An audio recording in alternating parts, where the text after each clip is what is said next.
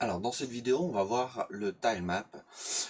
C'est parti, donc je vais créer tout de suite un nouveau projet. Hop, que je vais redimensionner de 800 par 400. Ok, je vais l'appeler comme ça, il n'y a pas de souci. Et là je vais doubler en fait toutes les valeurs, je vais faire 1800 par 800. Ok, donc là on a notre élément qui est là, notre niveau. Très bien. Pour insérer du coup l'objet tilemap, très simple, on insère un nouvel objet et vous avez tilemap qui est juste ici. Moi je vais le renommer en fond niveau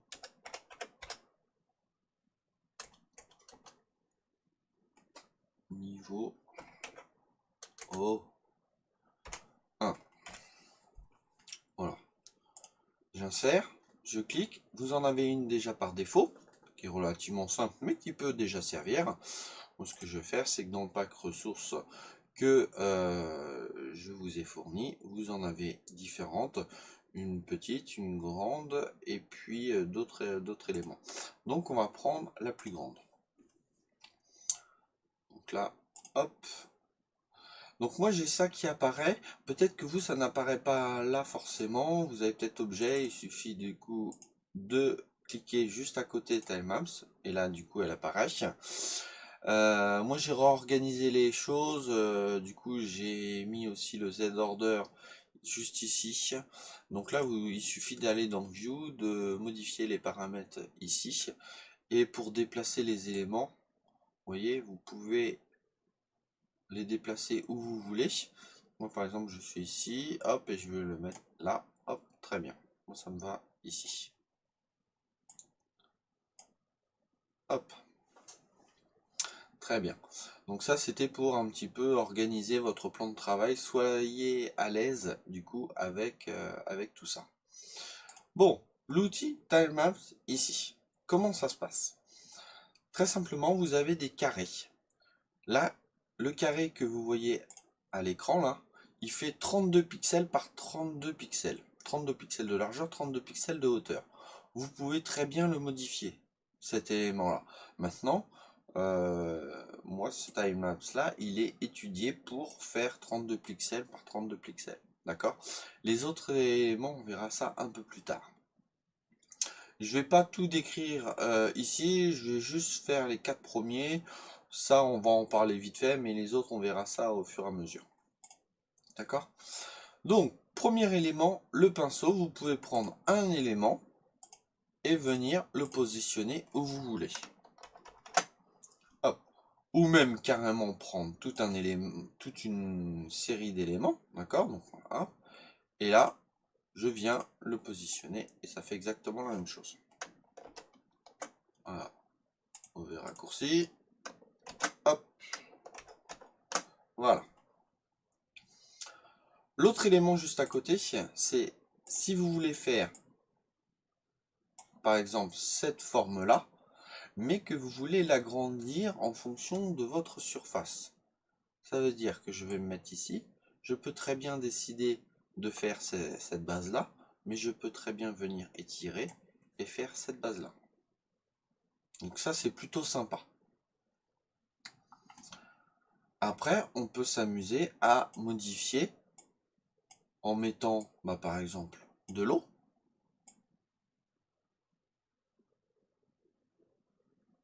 Hop, voilà, pour que ça fasse joli. On peut très bien mettre un petit peu de terre. Voilà, un petit champ de terre, tout ça.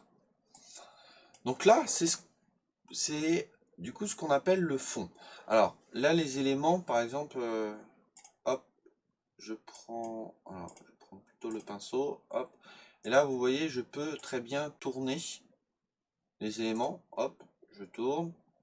Je peux faire une rotation. Voilà. Si vraiment il y a des éléments que vous avez de façon unique et que vous voulez modifier, vous pouvez très bien en modifiant la symétrie, en faisant une rotation, tout ça. Ça, il n'y a pas de souci là-dessus. Alors, une fois que vous êtes ici, que vous avez sélectionné soit le pinceau, soit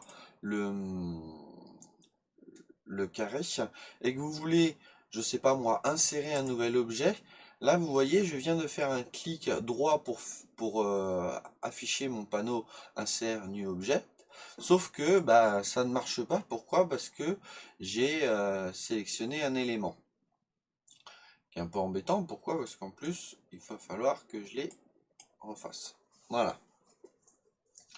Pour ça, pour de nouveau avoir les fonctionnalités qu'on avait, il va falloir sélectionner la petite flèche ici. Et puis on peut insérer un nouvel objet. Sans aucun problème. Le dernier élément, alors ça faites attention à la petite flèche, souvent, très souvent, on oublie de le resélectionner, ah mince, donc on est obligé de faire un retour en arrière, pensez à bien resélectionner, il y a de grandes chances que ça m'arrive pendant la vidéo, alors peut-être pas celle-là, mais une prochaine, voilà, vous allez voir que des fois je l'oublie et je fais, ah oui c'est vrai. Le dernier élément qu'on va voir, c'est la gomme. Donc là, vous pouvez sélectionner. Alors vous allez me dire pourquoi sélectionner un élément? Tout simplement parce que là, vous voyez, j'ai ça de sélectionné, donc ça me fait une gomme comme ça. Si je sélectionne juste un carré, ça me fait une petite gomme. Si je sélectionne carrément un gros carré, ça me fait une grosse gomme. Et là, du coup, je peux tout effacer rapidement. Ok? C'est pas mon but. Hop, voilà. Alors maintenant, on va compliquer un peu les choses. Je vais dessiner une maison. Je vais essayer de faire une belle maison. Hop. Donc là, ça va être le devant. Et puis, je vais faire le toit. Carrément tout prendre. Hop. Et là, je vais m'amuser à faire un beau toit. Je suis pas bien parti. Hop. Plutôt là. Voilà. Sauf que là, qu'est-ce qui se passe? Il se passe que j'ai du blanc, en fait, qui se retrouve là. Tout simplement, c'est sur les éléments où j'ai déjà quelque chose. Et ben, je m'aperçois que s'il y a du blanc ici, d'accord, je me retrouve à avoir du blanc ici. Alors attention, le blanc ici ne correspond pas au blanc qui est là.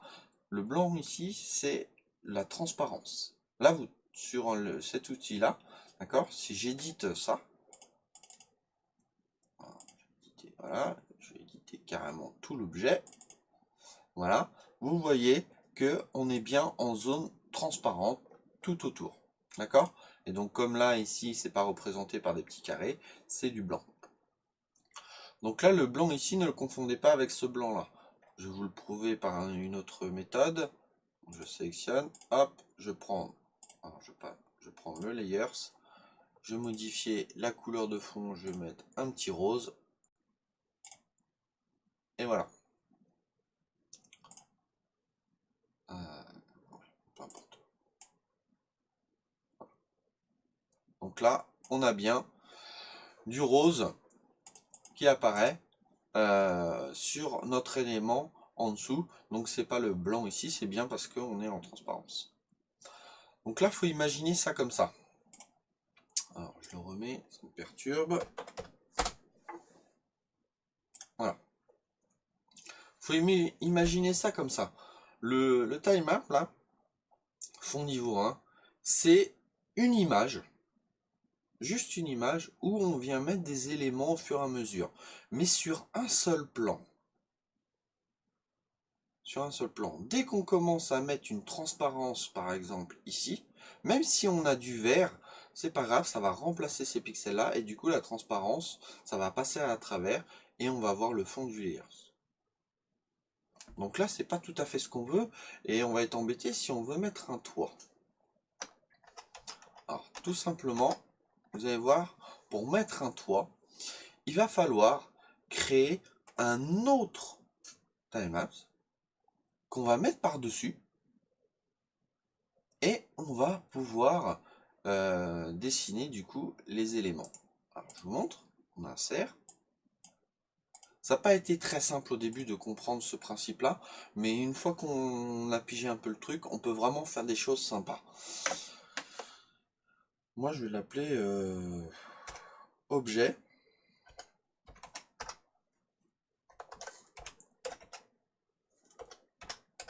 niveau 1.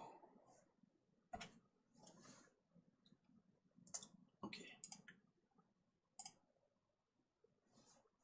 On sélectionne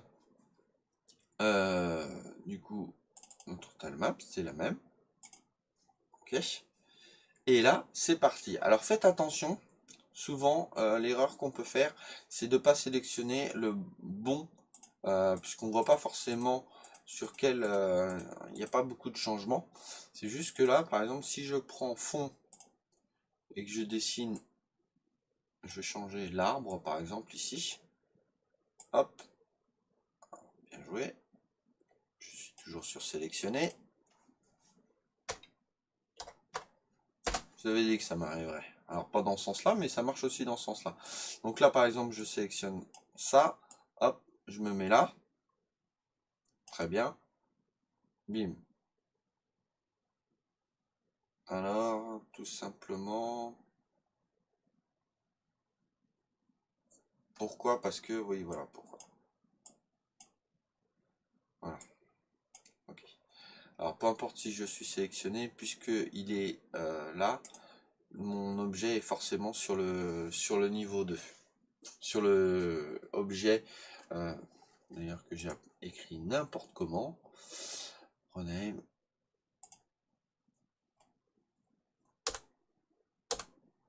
Hop. Voilà. Donc effectivement, là, du coup, comme il y en a un qui est ici, parce que je voulais faire, j'en ai un qui est ici et j'en ai un qui est ici. Vous voyez, ça c'est un élément et ça c'est un autre élément. Là, on voit bien du coup tous les éléments. Alors, c'est pas forcément facile quand on est comme ça. Moi, ce que je préfère faire, alors, je vais les repositionner.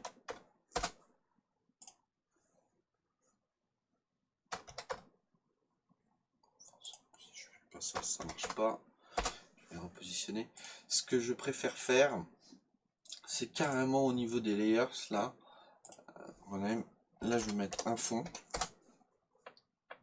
Hop, j'en crée un autre. C'est celui-là et je vais mettre objet. Et c'est là au niveau des layers. Donc là, je suis bien sur fond. Et là, je vais me mettre sur objet. Voilà. Donc par exemple, le fond, là, je peux faire en sorte qu'il ne soit plus sélectionnable. Je peux juste sélectionner le fond, mais je ne peux plus sélectionner mon fond. Ce qui est plutôt pratique. Pourquoi? Parce que vous allez voir que c'est des fois un peu pénible. Surtout quand on a des objets, des sprites entre les layers, entre les tilemaps, c'est un peu pénible. Donc voilà. Donc on va faire notre petite maison déjà. Ça va m'agacer. Hop. Il faut être minutieux, il faut faire les choses calmement. Hop. Voilà. Donc là vous voyez, vous avez des petits traits, on ne les voit pas à l'écran. Si je lance le jeu, super, on va pas voir. Donc je vais, parce que mon écran est là, je vais tout de suite insérer. Là, je pense à faire ça. J'insère un nouveau sprite que je vais mettre perso. Et pour l'instant, on va juste mettre l'image sans forcément voir les déplacements, tout ça. Donc là, je vais aller dans perso. Et je vais prendre ce personnage-là. Et là, vous voyez, par exemple, j'ai mis mon personnage dans fond. Du coup, si je veux la sélectionner, je suis obligé d'enlever et de décocher, parce que sinon je peux pas la sélectionner, voilà, de décocher ça. Donc c'est pas pratique. Pensez à mettre par exemple un nouveau layers et carrément le renommer en mettant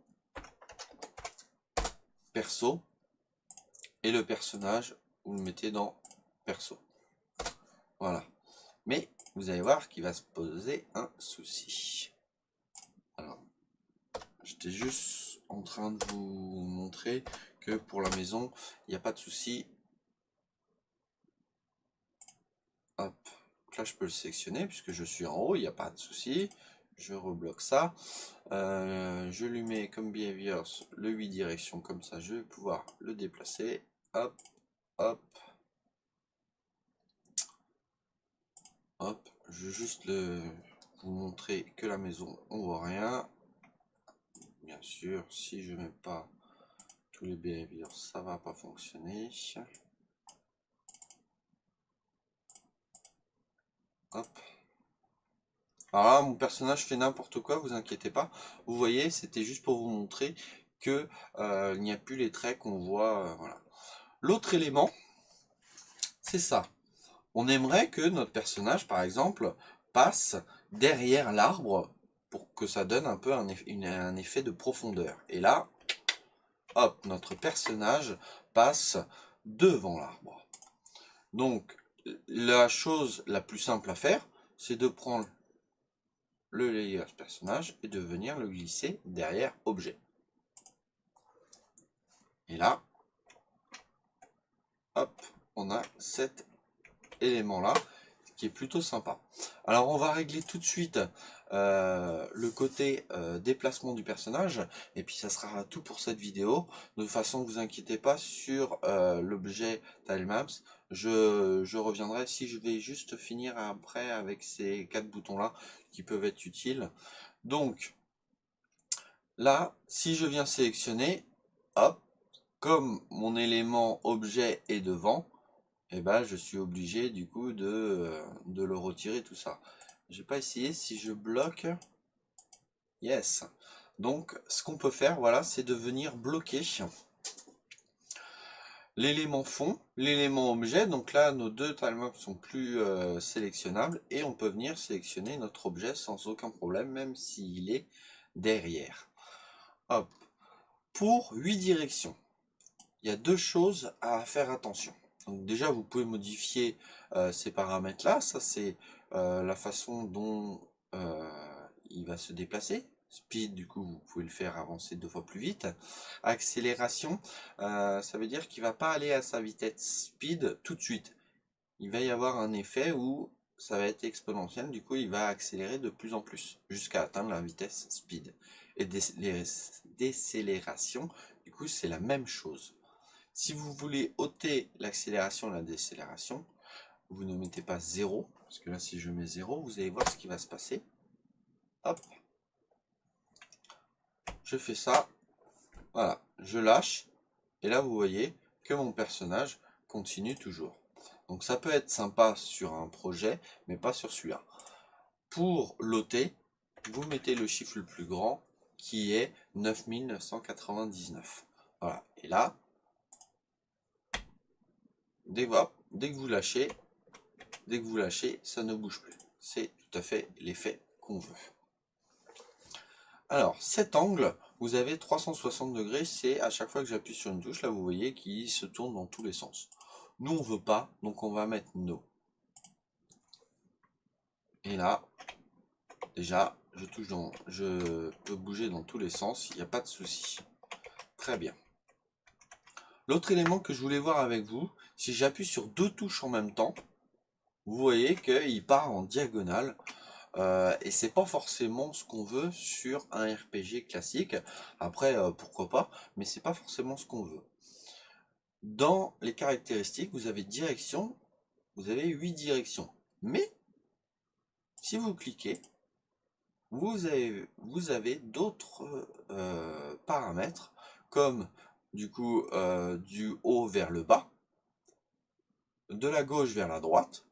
Donc ça peut être très bien utilisé pour le jeu du Pong ou d'autres jeux.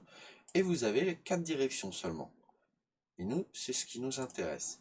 Et là, pas de souci, on peut pas. Du coup, là, je touche deux touches en même temps. On ne peut pas aller en diagonale, on peut aller que sur 4 directions. Ce qui est plutôt sympa. Alors, tout ça, bien sûr, on aurait pu le coder avec la feuille d'événement. Mais, du coup, puisqu'on a directement le behaviors de me, avec du coup des paramètres qu'on peut modifier, je trouve ça relativement sympa et beaucoup plus facile. Donc voilà un petit peu sur notre personnage. Avec ces paramètres-là, on a un personnage qui peut se déplacer sans aucun souci. L'autre élément que je voulais aborder, c'est quand on veut dessiner, par exemple, je vais prendre alors un élément où on peut voir la barrière. La barrière, vous avez vu, elle est dans ce sens-là. Alors si je mets la symétrie, ça n'a aucun intérêt. Pourquoi? Parce que ben, deux traits comme ça, symétrique, ça fait aussi deux traits comme ça. Par contre, si je, non, si je mets ça, ça va aussi rien donner, parce que les deux traits sont comme ça. Donc ça, c'est un très mauvais exemple pour ces deux-là. Là, on travaille plutôt la symétrie, donc je vais vous montrer avec l'arme qui n'est pas très visible.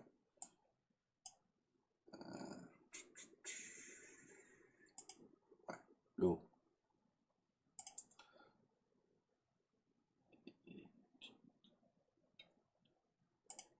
Section objet, et je peux pas le mettre parce que j'ai hop.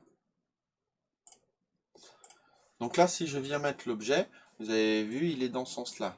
Si j'enlève la symétrie, il est dans un autre sens. Et j'enlève cette symétrie-là, il est encore dans un autre sens. Donc ça peut être relativement pratique quand on n'a pas tous les éléments. Bon là, ils sont plutôt bien, c'est plutôt bien fourni comme bibliothèque, donc du coup, on a tous les éléments, il suffit d'aller les chercher. Mais des fois, on n'a pas forcément tous les éléments et ça, c'est pratique. Ça, c'est pour faire une rotation. Voilà, donc on a encore une autre possibilité de faire avec une seule pièce. On peut faire plein de changements. Donc voilà, hop, hop, on vient sélectionner ça et je reviens là. Donc c'est tout pour cette vidéo. On a vu un petit peu comment remplir, comment superpositionner deux timelapse pour ne pas avoir l'effet de transparence. Comment bouger notre personnage, comment faire en sorte que ça passe derrière. Maintenant, vous allez voir dans une prochaine vidéo, on va éviter que ça soit possible. Voilà, que notre personnage puisse traverser la maison, puisse traverser l'arbre et aller dans l'eau. Ça, on va essayer de supprimer tout ça et vous allez voir que ça va être relativement simple. Je vous dis à bientôt, entraînez-vous. Il n'est pas forcément simple à prendre en main cet objet timelapse, mais si vous vous entraînez régulièrement tout ça et que vous faites des projets, au bout d'un moment, vraiment, ça va devenir un automatisme et vous allez prendre plaisir parce qu'on peut faire vraiment des choses sympas avec. Je vous dis à bientôt, allez, ciao ciao.